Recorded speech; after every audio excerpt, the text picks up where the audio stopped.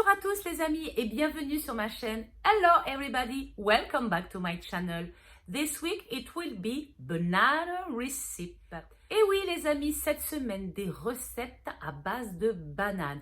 En ce moment c'est la pleine saison des bananes en Guyane et nous en avons eu pour 2 € pour une main absolument énorme.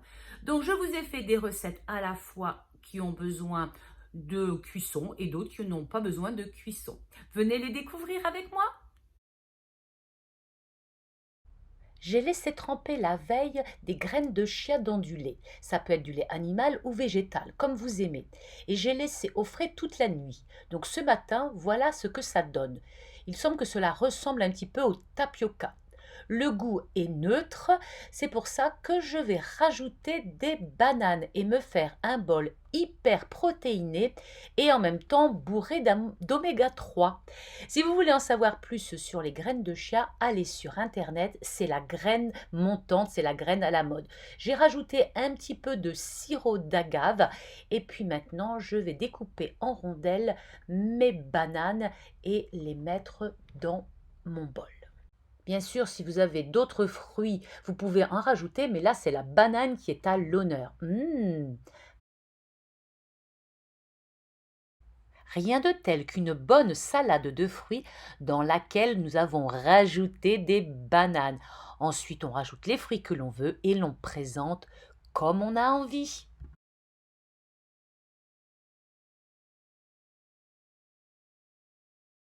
Pour ma confiture, il me faut environ 1 kg de bananes, un bâton de cannelle, de la vanille, du citron vert, du rhum et autant de sucre que de bananes. Et là, le plus long à faire, je vais retirer les peaux de mes bananes et ensuite je vais les couper en rondelles.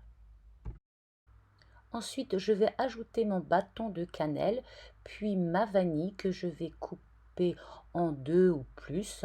Ensuite, je vais prendre mon citron vert et je vais en prendre juste la moitié et je vais venir en napper mes bananes. Cela évitera qu'elles noircissent et cela donnera un bon goût à ma confiture. Ensuite, je mélange bien l'ensemble pour que mes bananes soient bien enrobées de sucre. Ensuite, je vais couvrir avec un torchon et je vais laisser reposer un petit peu, juste le temps de préparer mes bocaux que je vais stériliser avec de l'eau chaude. Dans ma cocotte minute, je vais verser de l'eau afin que la confiture soit un petit peu plus liquide, sinon les bananes ont tendance à épaissir à la cuisson.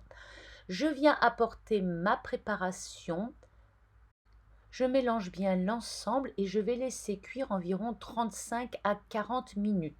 Et à mi-cuisson, je vais venir rajouter 1 voire 2 bouchons de rhum que je vais flamber.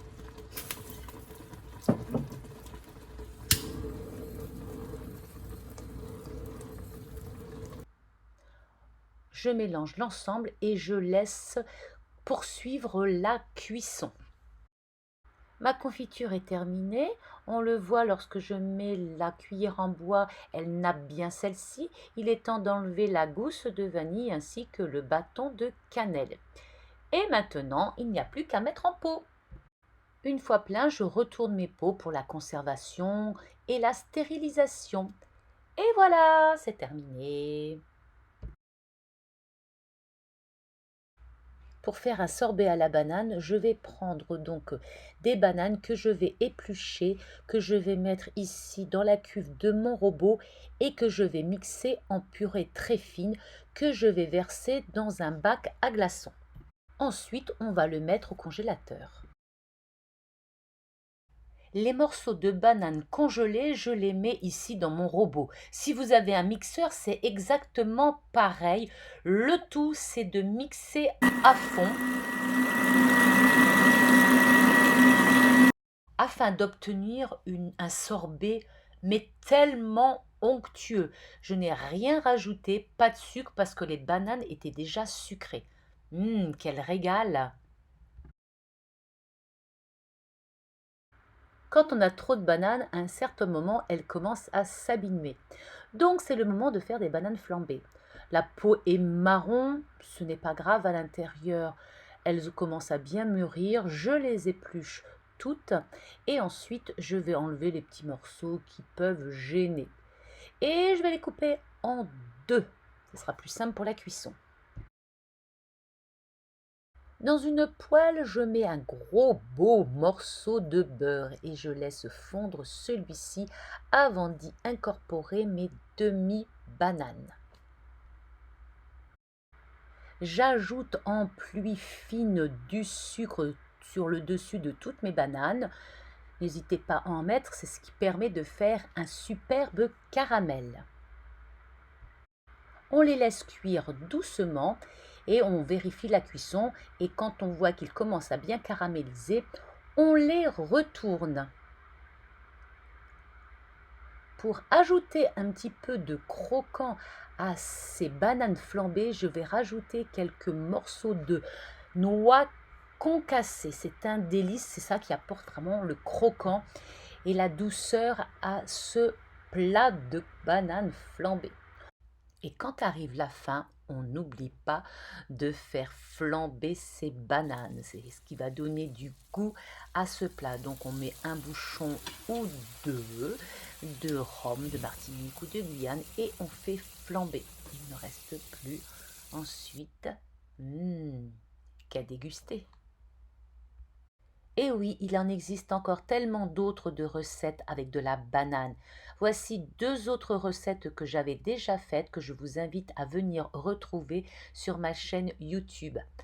Et oui les amis, tellement de recettes à la banane qu'il faudrait des heures et des heures de vidéos.